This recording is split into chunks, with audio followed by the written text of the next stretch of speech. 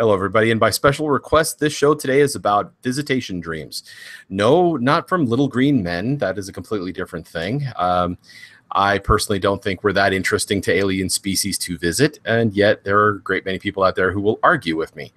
But if there are people visiting us, then why, oh God, why are they always picking people who are out in the middle of nowhere with as many IQ points as they have teeth? I do not know.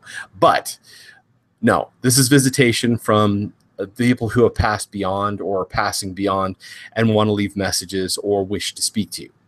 I have personal experience with this on several occasions, and I was asked if there's a way to tell. Now, I invite you, if you actually have any interest in this or have had this occur, to come in and tell us all about what you know or what you've experienced so that you can give your experiences, because I have very limited experience and I have no idea how I knew. I only can tell you what occurred, and then you can draw from it any conclusions that you will. Hello, Aisha, and hello, Joel. You're the only two to join us today. I believe Sonia and Lori are busy, and of course, I believe Ginseng is working. So how are you two today? Fine. Doing okay. Oh, you don't sound so great. You just got off work or something? No, I had insomnia yesterday when I was off work, and lasted through the night. So when I finally got to sleep yesterday, I overslept, and then I couldn't get to sleep this afternoon until about 12. So I've only been asleep for about an hour. Oh, sorry. So No, that's okay. Aisha and her children loved Insidious and A Haunting in Connecticut. I have to say that as learning material goes, it's right up there with Dragon Ball. I know everybody's going to say, but Sean, how is Dragon Ball learning material? Just wait. We haven't gotten there yet. We will. Anyway, but it was amazing, as I really, really loved it. And Aisha, tell me what what you encountered and how you found it. Well, I found it just by typing in the names that you actually Right, but how did you like it? What parts did you like best? I loved it. I loved the entire thing. Oh man, I basically love the fact that it allowed my daughter to know that since she's asking the question, that these are the things that she should worry about. These are the things that she should keep herself safe about, just in case it ever happens to her, just in case she starts to get these abilities, knowing that I had, certain abilities when I was a kid. She may get those abilities, and by her asking about it, it may be the reason why God made her ask, so she can actually find out what happens when you leave your body. Because for this little boy to be doing this for fun and not knowing what was going on, oh man, he didn't know that he was actually leaving his body. He thought he was dreaming. That was the main thing that was amazing to me, to know that if you ever leave your body and you turn around and you can look and see your body laying there, lay back down in it. Don't sit here and just run off thinking this is a game. You just dreaming. Because for that little boy to do that, and he almost lost his life doing it. But that's what I want to ask you about it. When they sit here, and not only did they do it to the dad, but they did it to him and the dad after it was over it. When they sit here and said they want to help them, they don't even remember that it happened at all. Do that to them. That actually is Hollywood magic. That really isn't a real thing. Making them forget that they ever did it. Once you've done it, and once you've done it in your sleep, it is much easier to accidentally slip to the astral plane while you're unconscious, because you're much more receptive while you're asleep. When I was a kid, I didn't realize that I used to do it an awful lot. And I used to run around the property where we lived back in Lenox, California, when I was a child. And it took being scared by things that I saw that would actually hop over the wall where we lived, that scared me into not doing it. Things that were more interested in the fact that I could travel around. Years later, when Joel and I were older, we actually found out that the area where we used to live, there was an Indian tribe that lived around there that had marked it for protection because there were things that were untoward that lived around there. And the boundary was an underground spring that's still there, that the state of California spent $6 billion pumping this water up to throw it away because it interfered with the laying of the 105 freeway. Your tax dollars at work, folk. It's perfectly clean water being pumped straight into the ocean. Just so you know, not far from where we lived. So this was the demarcation line to keep these things back. And we didn't know that. And that was part of what we had encountered when we were younger. So that was the reason why I'd seen those strange things and why I got scared into not running around without my meat on. And that's what we call it, running around meatless. It sounds funny, but it's the closest thing to real. It's like, yes, I'm gonna leave my meat in bed and we're gonna run around. It sounds silly, but it is. And you can get really, really badly hurt too. I actually I one time when I was younger, about 5 or 6 years old, hopped off of the back porch thinking that I could make myself fly. It didn't quite work. And this was on the astral, and I landed really hard on asphalt. Asphalt has no life, but is generally quite solid because it's made out of rock. I landed so hard that when I woke up in the morning, I had a limp in my right foot, and that took a long time to go away. Now, people will say, oh, well, you just may have hurt yourself when you were asleep, and it translated. Really? I hurt myself on the bottom of my foot in my sleep. That's an amazing trick for a 2.5 foot tall kid laying in a 6 foot bed. Yeah. Okay. Let me know how that occurs. When you can actually prove it, then you can use it as an argument. But it took me a long time to be able to walk around without that pain. And so you'll find that some people, when they go to sleep and they dream about like fighting or whatever, they don't realize that they're actually doing something they probably ought not, and don't realize that they're actually taking injuries. And your soul is you. All right. I hate to be the one to point this out, but people think that you can sell your soul. You can't sell your soul. You are your soul. You have a body. Not you are a body. You have a soul. It's the other way around. You are not the meat that you're sitting in. Yeah. As Yoda said, luminous beings are we, not this crude matter. So that segues into the reason why dreams seem to be a perfect medium for being able to communicate with the, people who've passed on, is because it seems to be the closest to a state of receptiveness for when folk want to talk to you from beyond. I don't think I've ever asked you this, Joel. Did you ever have that happen to you? Did you ever speak to anyone in a dream that a visitation dream? Not that I can think of, but it kind of makes sense in some ways.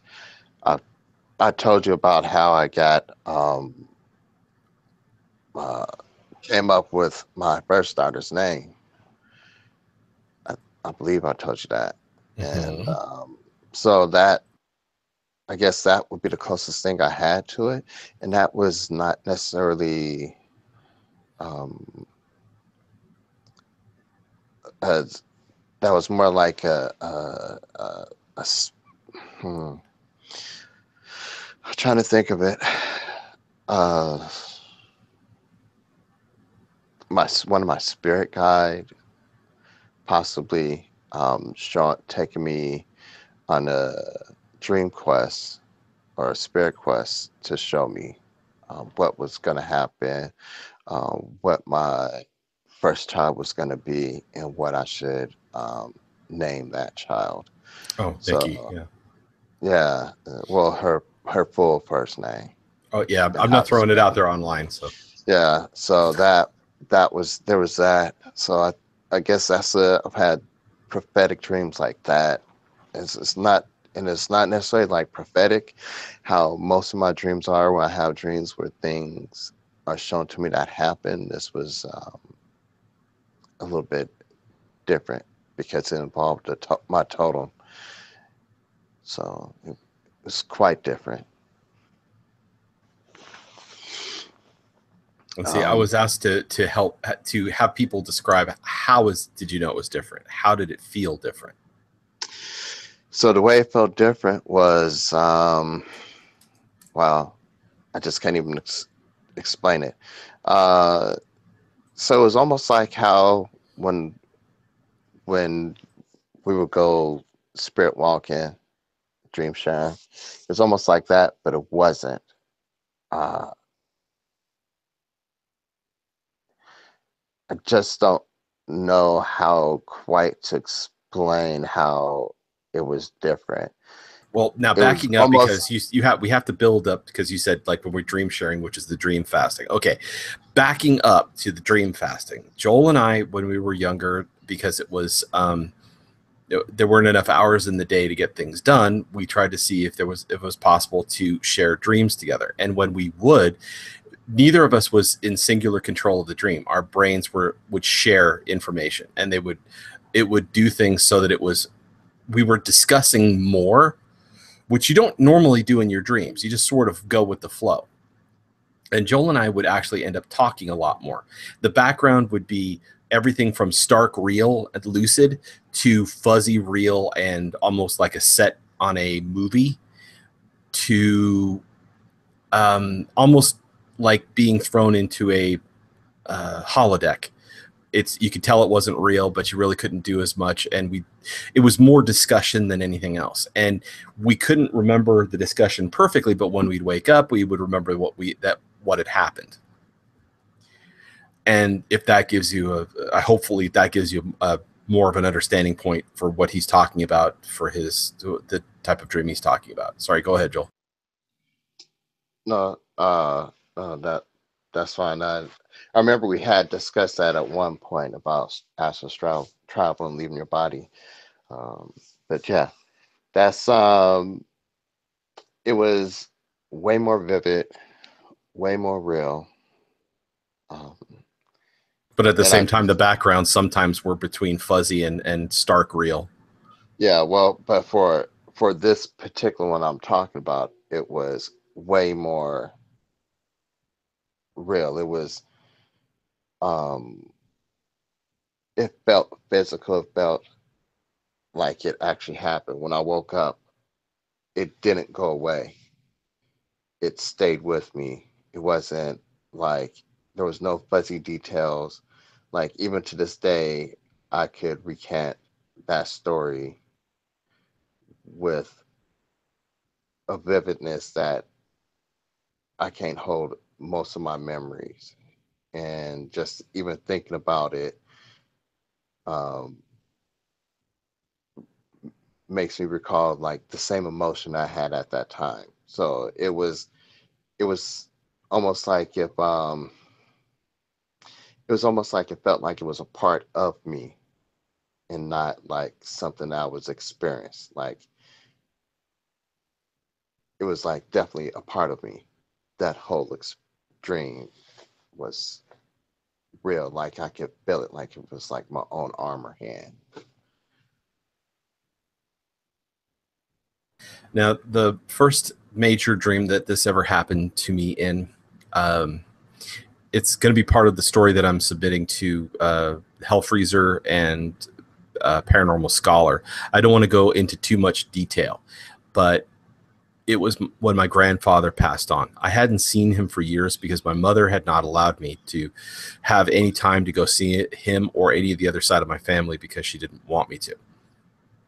She later denied it, but the truth was that every time I tried to go and find time to see them or even go over there, if she found out, because she had people who lived next door to the Cuban side of the family, they would report, and then she would give me no end of hell. I'd get lists of chores.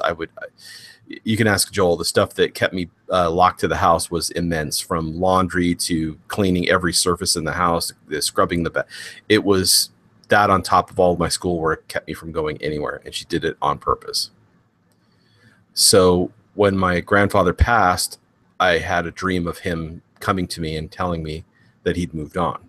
and that there's other details. I'm going to leave that for the story. I don't want to go over it too much in depth, but the way it started was not like a dream.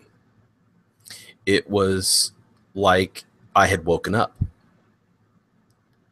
and I stood up, and I was talking to him, and he was becoming progressively less easy to see, as the background around us, which was a hospital, was beginning to fade. I could see people out of the corners of my eyes. I was looking right at them. But what's interesting to note is that my grandfather only could speak Spanish. I had to become bilingual in order to understand him. His English skills were very, very limited. So I spoke both languages my whole life. And as he was talking to me, I was hearing him in both English and Spanish. And there was also a resonating understanding of everything that he was going to convey as he was speaking it, almost like I knew what he was going to tell me before he'd said it. Like he had already, all of the information had poured into my brain, and this was it coming back out as he spoke. And when he faded, because he had to go, he had to move on, I was with him in his last breaths. I woke up pissed because my mother had made it so that I was not able to outweight her crafty craziness anymore. And I told her about it. She said, no, he couldn't have died. I mean, he's too young to have died. And she went and asked around the next day, and because my aunt and she worked in the same school district in Lenox, and she found out, yes, he had indeed passed on. And she said, I'm sorry. And with that, I'm sorry, it took everything I had not to hit her so hard. I could have, everything in me said, if you don't punch her, you're going to regret it. And I so wanted to knock her out, because she'd managed to make it so that the last 6 years of my grandfather's life, he didn't have a chance to come and see me. And my grandfather said no recriminations towards her, never said a negative word while we were talking. But I knew that it was him because of all of the evidence. And it was corroborated the following day. So I don't know if that helps with anybody who's curious about that. I sure wish I had more information on it, because my experience with it after my grandfather actually was with cats that had passed on. And that's about it. Being visited by an old cat that you love that wants to come and visit you one more time is not unpleasant, especially with me, since I have allergies. In a dream, I don't have to worry about sneezing. So it's always fun. The way you describe how the information being received, like before and at the same time, that's exactly it. The one time one of my cats disappeared, I had a dream about it right as the cat disappeared, and the next day the cat was nowhere to be found. And the weeks after that, and then it was just one of those strange experiences. And yeah, it's a lot like what you just said. It's one of the weirdest of dreams. It's one of the weirdest types of dreams I've ever had. I've had a lot of them. Lucid dreams don't even feel like this. Lucid dreams are your brain. You're telling your brain what you want to see, and you go where you want to go. The astral plane doesn't have that if you astrally project while you're unconscious. But a visitation dream, it is extremely strange. I even remember the smell of the hospital. It was one of the weirdest things to wake up with the smell of sterile stuff in your sinuses. And that's all I could smell. I don't know if you still smell it since you work in in a hospital, Joel, but that smell of whatever it is that you guys use to sterilize everything, it hangs on everything. And that was still fresh in my nose when I came back from the dream. No, I don't really smell it anymore, but there is one soap that we have for sterilization that kind of lingers. I'm wondering if that's what it is.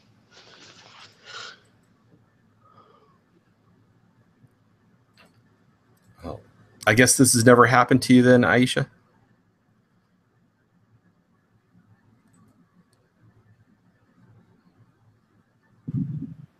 Not that I know of. See, this is something I would have liked to have had a lot of people come in and join us on to hear their experiences. Yeah, I when I have dreams, I dream like normal people. Just dream of crazy stuff and forget it when I wake up. Forget I even had the dream when I wake up. So I don't have dreams that I remember and stuff like that. I just sleep and then wake up. That's it. When you dream very deeply, and that means you're usually getting more in contact with the gifted part of your brain. If you don't remember your dreams all the time, that's fine, but you should have some sense that it happened. Or sometimes, like in most cases, when I actually dream things that were a lot of fun, because I can control my dreams. My wife, if I told her about them, would get very jealous.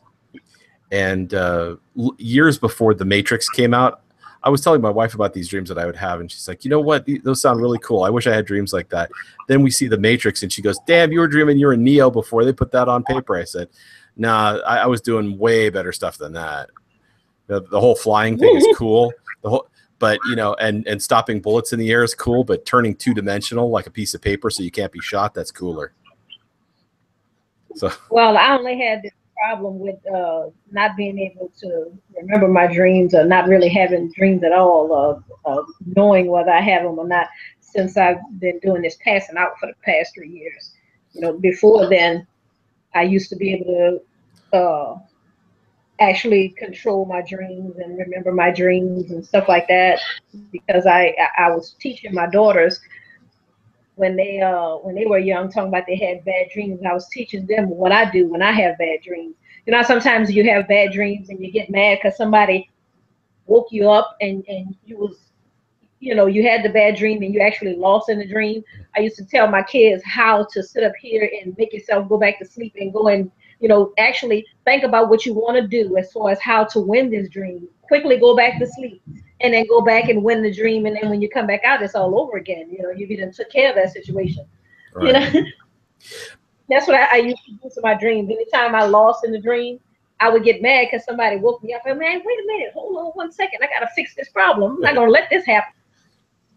Think about what I want to do and go right back into the dream and then fix it and win in whatever fight I was having in the dream.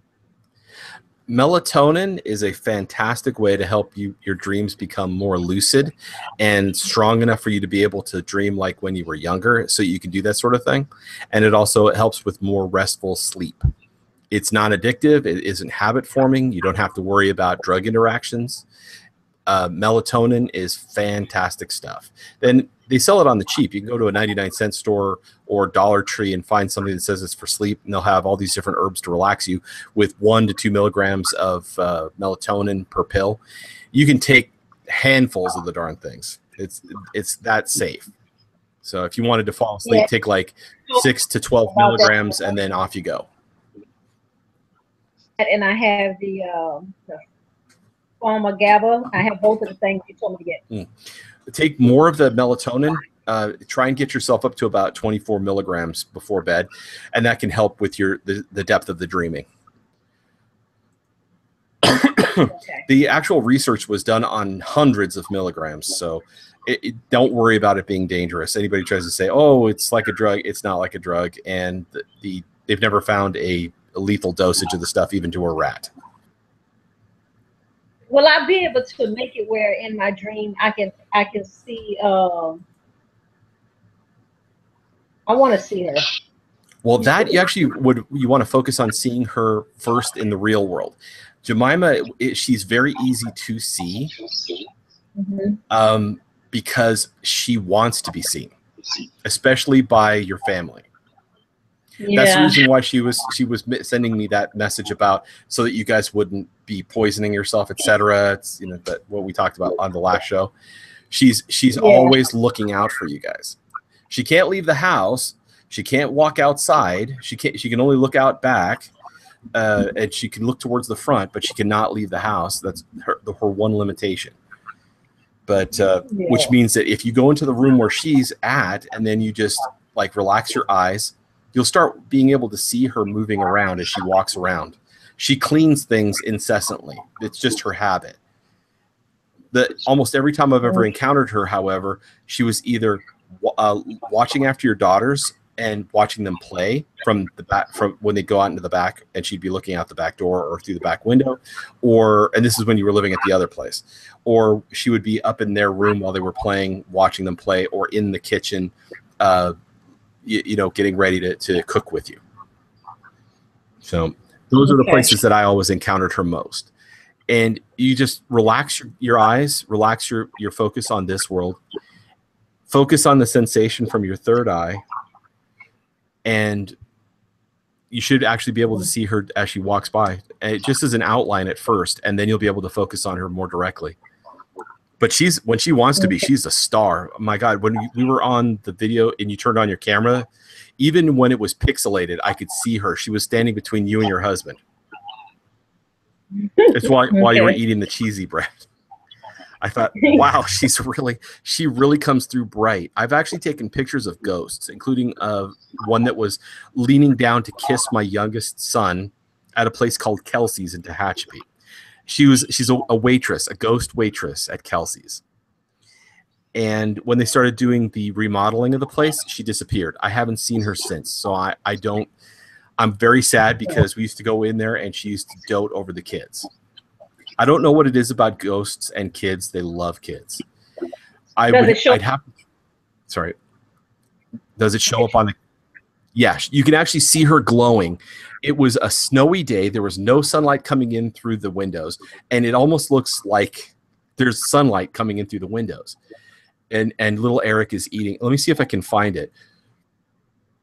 It'll take a little searching, but it was really amazing. As pictures go, it was one of the wildest ones we'd ever taken of a ghosts being around the kids that weren't that weren't my buddies that hang around here. Let me see if I can find those. Those are funny as well. That was when I was. It was Chinese New Year several years ago. I was trying to take a picture of Eric in his new costume. Found it right away. Dang, man, that was so easy. Holy sh! Okay, this one's one that's gonna blow your minds. Okay, let me turn this so that I'm sharing. Okay.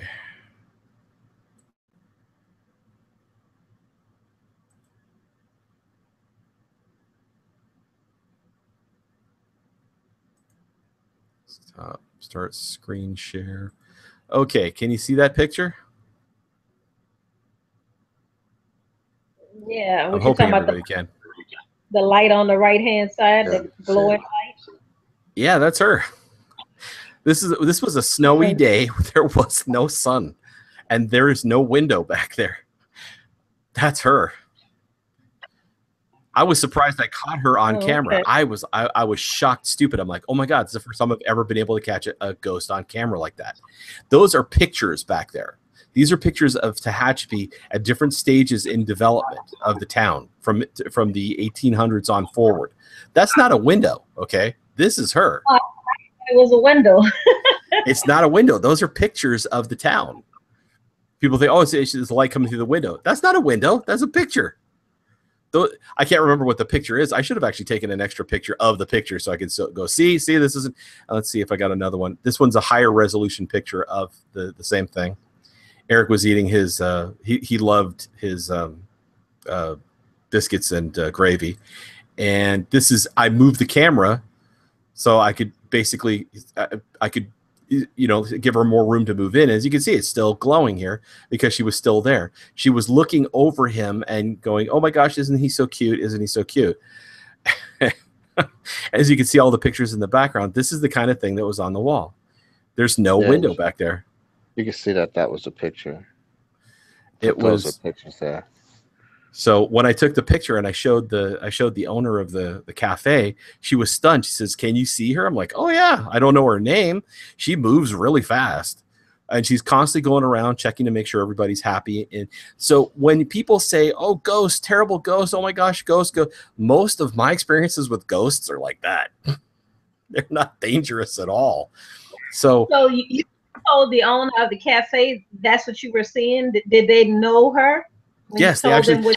Oh yeah, she actually has a reputation at Kelsey's for helping to cook, getting things ready beforehand. She's not there now because they said ever since they started doing the remodeling on the adjacent portions of the building, she's gone away, and they're going to be closing up the cafe because the owner's son doesn't want to take over, and she wants to retire. Her parents had her father actually was in that restaurant with his former business partner. And I know this because I went to the restroom and I went in there and I heard them as I'm going to the bathroom, and I could smell cigar smoke, which I'm like, that's not what's her name's dad doing that. And I asked her, I said, which one of them? I said, which one of your dad's friends smoked cigars? Because he was in there as well. And I could smell cigar smoke in the bathroom. She said, how did you know my dad was there? I said, because they were trying not to be seen. They didn't realize I could see them. And that's kind of difficult for me because I'm very pee shy, and I had to go pee really bad. So I had to pretend like they weren't there, and they had to pretend like I wasn't there. It was very like Top Hat Lurch in the back of Joel's car. And she said, oh yeah, that was, and then she named the guy, and she said that was one of his business partners. I said, well, he's still hanging around too. When her mother passed on, her father left and no longer was in the cafe to make sure everything was going okay. But the ghost of a waitress, and she was there before her father died. Okay, so they don't know where she came from, was attached to that restaurant as well. And they just started calling her Zelda for whatever reason. They started calling her Zelda. While she was active, she used to help them with cooking. She would get things started, including laying out dough. They'd come in. The first person who would come in, they come in like 4 o'clock in the morning because they make all of their chicken fried steak fresh. If they don't have any more made, you know, when you order it, you simply can't order it. All the biscuits, gravy, etc. And apparently she'd already gotten started and had made over half the biscuits, but so that all they had to do was focus on making the gravy that day. It was not uncommon. They never thought about how that was happening. They never thought to themselves, it might be a real person. Let me put up some cameras, make sure somebody's not in my restaurant when I'm not there. They just knew it was. They knew it was her, and they had cameras, but just not pointed at the kitchen. And they just took it as a wonderful event. And people like myself who would go in there would say, yeah, you know, you have a friendly ghost here. And the very first time I ever saw her full-bodied apparition was right after, because generally speaking, I could only see her from like the waist up when she'd come over to look to slow down long enough to kiss Eric on the forehead, my littlest one. Was when we were at the tree lighting ceremony in Tehachapi, which is right across the street from Kelsey's. I turned around and looked in Kelsey's, and there she was standing there in a yellow uniform. I'm like, wow, okay, well, and there's people there who were looking into the restaurant, looking right through her like she wasn't even there. And I actually waved to her, and my wife asked, who are you waving to? I said, Zelda, she's standing in the window. Can you see her? She couldn't see her. Trevor turns around and he says, I can see an outline of somebody standing in the window. I said, that's her. And I told him, I said, I can see her clearly, like clear as day. And this is one of the last things before my cataracts became too severe that I actually was able to see like that. And I think part of the reason why is because of the angle of the front window. It actually mitigated some of the craziness my cataracts were causing at the time. You ever asked her what her real name is? She never stops long enough for me to ask her questions. And you got to remember, I'm not a psychic medium. They don't like to answer my questions. They just see me, I see them, and they go on with their lives or afterlives or whatever you want to call it. I've tried asking them questions, and Joel and I have a theory that we both of us think that this might work. Is whenever I remember Frenchie, when he goes to tell me, I asked him what his name was. I said, "What's your name?" Right. Well, first of all, he didn't like answering any questions, but he was going to answer it first.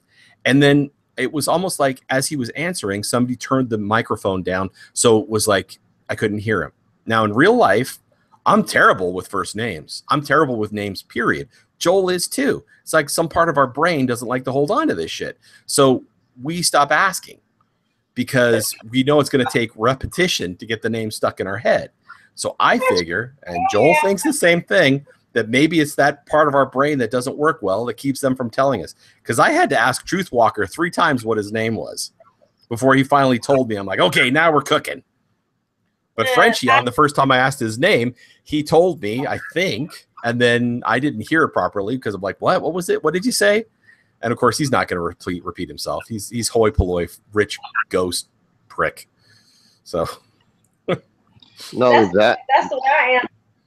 Actual real life, I'm not too good with names. That's the reason why most of the time I don't even ask people their names. I just, hey, how you doing? I don't want to know their name because I don't want them to get feeling all bad because I don't remember their name.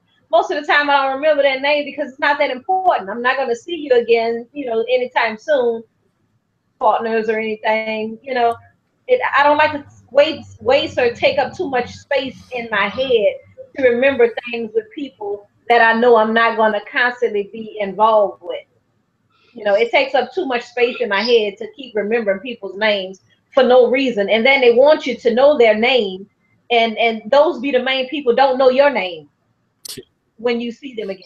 They don't know your name, but they want you to know theirs while they out in the street drunk with their friends. And, oh, I know her. And don't you know me? And want you to say their name so you can say, see, she know me. But the problem is you don't really know me. What's my name? So I don't even remember their name. I don't do it. I don't even try to. You know? For me, it's a little bit different. It's like I wanted some of the people that want to know their names. I just can't retain it. I don't know why. It's like something that unless I say their name so many times in the first time I meet them, if I don't say it like several times, it's just not going to stick. And even if that happens, if I don't see them for like a few days on end, I won't remember their names. And I'll remember random stuff about them, but I will not remember their name. Now, that's the same way I am. I mean, if they tell me a story about themselves, if they sit up here and ask me, do I remember you? Yeah, you the guy who told me you did that. I can tell them their whole life story. I remember everything, but I do not remember their name. It's only the story that they tell me about what they did in their life is important. The name is not important. And it's probably because of the fact that we all have straw man names. Yeah. Name anyway. You understand what I'm saying? Yeah. That's the reason why it can't remember. Just like in the Bible, people remember them by their name because that's their attribute. That's what people see them do all the time and stuff like that. If you actually hung around these people, you'll know them by a nickname you'll give them, the lion fighter or something like that. You remember stuff like that. But these names that, is given to us, and nobody remember these things because they mean nothing to us. If they have no meaning. So we're not going to beat ourselves up over not remembering these names because they're not really worth anything. So, which leads into what we've probably said on the show a couple of times, but I want to say this one again. When Joel and I first met each other, we didn't remember each other's names. So, because I'm pretty sure everybody who follows this show thinks, oh yeah, Joel and I were like bros from the first second. No. He got elected president of the sci-fi club. And so I was like, hey, Prez. That's all I remembered. So, and I was the secretary. It's like, oh, you're the secretary, aren't you? It's like, yeah. Oh, hey, how's it going? That was about a year's worth of our interaction. Hey, Prez. Hey, how's it going? Yeah. Can you believe that? Right. Sonia thought it. Lori thought it. Damona said she thought it. Okay, they all thought it. That we were like, oh yeah, I was like, oh, we're buddies, we're bros, right from the word go. No, Nope. No, you only remember him by what he did. He only remember you by what you did. You the secretary, he's the president. Boom, that's it. You know. That was all. That was all for the whole first year, and then what really changed it was the final year going in and sitting and eating at Pizza Hut, and then getting to know each other, and then went on from there. I think the thing I took away from that the most was us discussing all the role-playing games we used to play. And also Pizza Hut is ass because they gave both me and Dean food poisoning. That was, yeah. Anybody wonders why I don't eat at Pizza Hut? Self-preservation, folks. God, I don't. Did you take your pizza home? Because I don't remember you doing it. I know we each of us got one pizza, but I kept thinking to myself after I woke up vomiting. It's like, I hope Joel didn't eat any of this stuff, because I remember you drinking root beer more than anything. Yeah, I had 8. I think I got a personal pizza, but I didn't get sick. I didn't take it home either. You're lucky and very fortunate. Yeah, very fortunate. The one Mr. Atkins got us those huge pizzas, so we'd have leftovers. I actually had a fun time watching my brother Rick eat all of the leftover pizza and then projectile vomiting at the scene. Oh, people go, oh, you're cruel. No. Karma's a bitch. That's pretty good. Sorry, it was funny to watch him projectile vomiting orange soda and Pizza Hut. Sorry. Oh, that image. Oh, it was a lot of fun. So in any case, that is how we remembered each other. And that's part of the reason why, for some reason, I just don't even ask the darn ghost, like, what your name is anymore, because I know unless I really sit there and I focus real hard, it's not going to come through. And Joel and I are not psychic mediums. We can talk to these things, but they don't. See, a psychic medium can actually get out of them the same kind of thing as we get out of an environment. If any of you have had a chance to watch, what was the movie? Hunting in Connecticut 2, The Ghosts of Georgia. When the girls actually start bringing in the information from the environment and they start reading everything. That's Joel and I can do that, but psychic mediums can do this from ghosts. Basically, they almost can mind read the ghost. The ghost doesn't have to communicate, doesn't have to. The effect that I got when I was talking to my grandfather in my dream, okay, when he came to communicate with me, that is how a psychic medium communicates with ghosts while awake. I can't do that. Joel and I do other things, a lot of other things.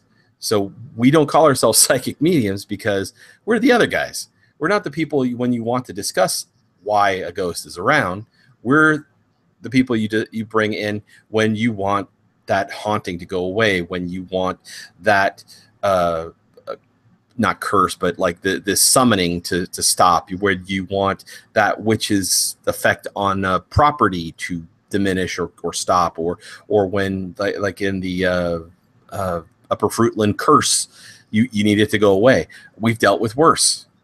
And I know people say, oh, you dealt with worse. Yeah, that you're just saying, no, we have dealt with worse. I think I was discussing this with Aisha off air the other day about what you were reminding me about. Paul talking to you about, was it over Facebook? No, it wasn't Paul. It was the sister. Oh, I've forgotten Paul's sister's name. I'm sorry. Terrible. There was about two that. of them, but that's okay. Older or younger one? I remember one coming up to just above my hip, and then there was the older one with the one that first came to us with that told us about the issue. I think it was the older one. But it was a few years back that they mentioned it to me, and I was surprised because she found me on Facebook, and I was like, "Oh, hey!" And she was like, "Remember when this happened?" I was like, "Yeah." She was like, "Thank you for that. That was, helped out, never had any problems since. You know, asked me how we caught up on the families and see how her family was doing, because you know she's a grown woman now, and just caught up a little bit. But yeah, she reminded me about that, and that was weird. That, you know, she just like brought it up. You know, that's what why she was looking for me, just to say thanks and just let me know everything was going okay, and that her life was right. Well, she either probably doesn't remember my name, or it was all Joel to the rescue, which is probably what It I'm was guessing. it was you and your friend. I remember, and I was like, oh, you know, said your name. She was like, yeah, oh yeah, yeah, that's him. I was like, yeah, yeah, yeah, yeah, we remember. Well, I hadn't talked to you for a while, you know, but I knew. I was like, yeah, we remember. That kind of stuff was yeah, you don't happened. forget that the house shaking and the screaming, and you're going, I really hope they don't call the cops, because the cops are like 6 blocks from here and we're right across the street from a hospital. You know, if Yeah, people can hear this out on the street, we're going to get into a lot of trouble. They're going to yeah, think that we're doing stuff that is not happening in here. yeah, that was bizarre. Mm. All I can say is about that is I'm very grateful that Gary Gygax has no idea.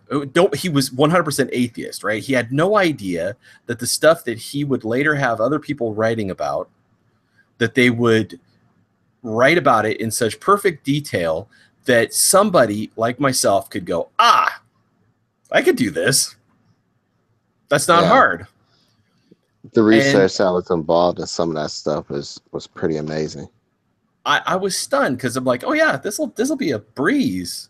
You got chalk? No problem. Hey, we just need 5 people. Oops, we only have 4. We're screwed. We're going to have to do this the hard way. So Yeah, I look back now, it's like I keep thinking to myself, like, if I could grab myself by the neck and go, idiot, do you know that was actually really dangerous? You know, so that was really a bad idea. Things could have gone so far south that, you know, but and I could almost hear my younger self saying, yeah, but it didn't, so everything's okay. It's like, okay, which is why we're so cautious with everybody who listens, because we're trying to make sure that, because we were lucky, we were well read, we were experienced enough from what we'd read that we weren't that far out. But there are always people out there who are going to do this for the thrill. I didn't do it for the thrill. I did it because somebody said help. yeah, I didn't go, hey, I'm going to go out there and be a hero today. No, people don't even remember my name. Like with Paul's sister, she didn't remember me.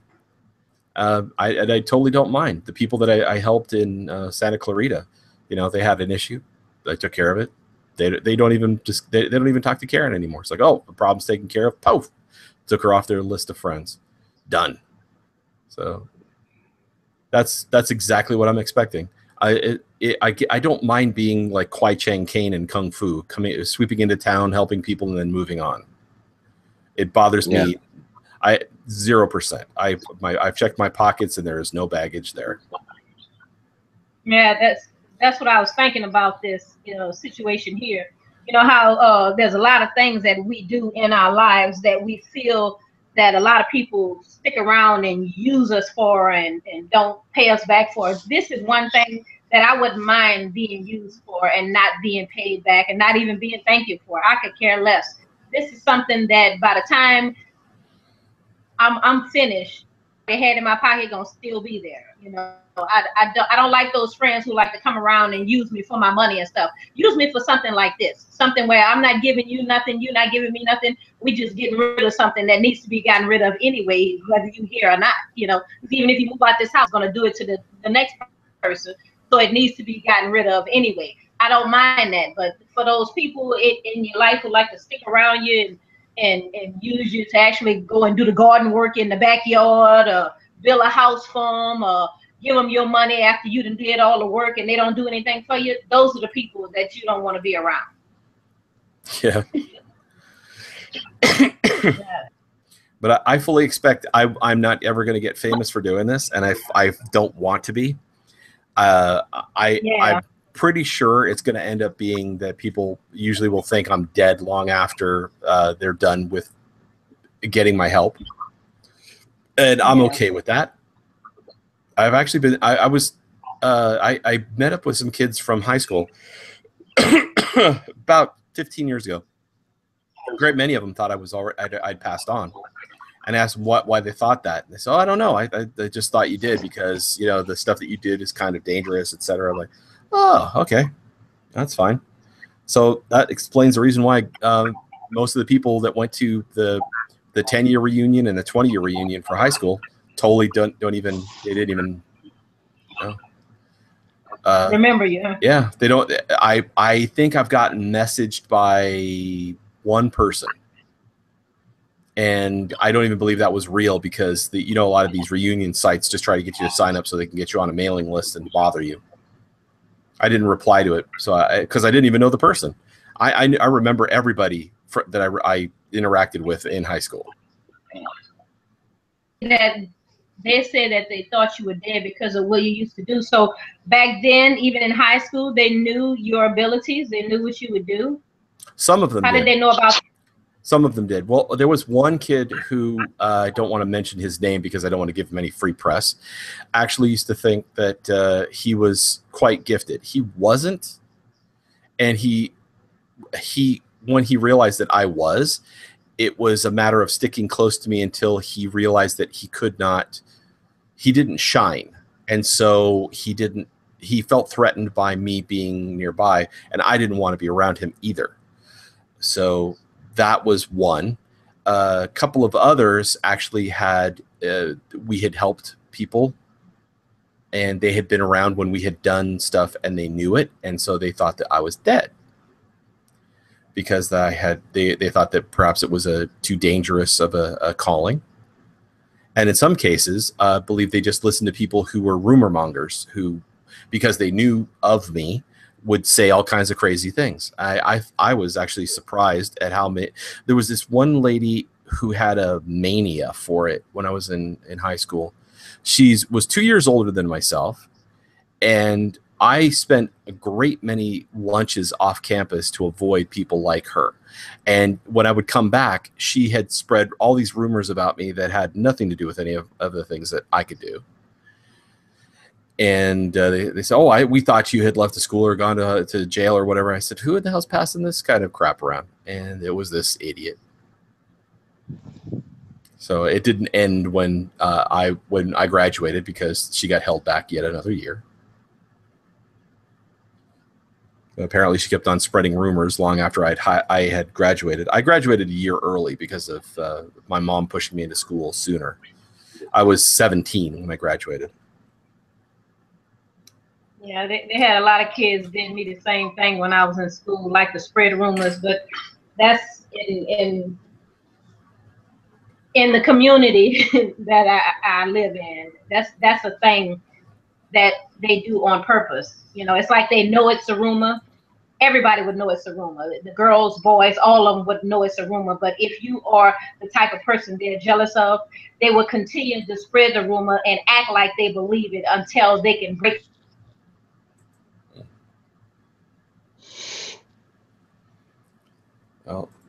Oh, I'm going to end the show then a little early because we normally go about it to the full hour, but I'm going to close it down now. Hopefully, I'll get some input on what the next show should be. I'm hoping that the Sunday show is going to be us being able to talk about the latest Ghost adventures, because the last one we did was really quite fun because of the fact that it was as dangerous of an experience as it was for the boys. And now that I'm following Aaron Goodwin on Instagram, I have to officially say this. Aaron, I don't pity you anymore. You are as morbid as Dean was. Absolutely as morbid. So when you say you don't want to do these things, you are following on purpose because you like these morbid things, and I don't feel bad for you anymore. You actually get off on this stuff, and you're just pretending for the camera, or you're finding that your courage evades you when you're on camera for whatever reason. If you're going to go collecting some of the most horrible things that you are putting up on Instagram, you deserve what you're getting now. So I don't feel bad for you no more, Aaron. So with that, may you all stay safe, and what you hold dear bless you and keep you until next we meet.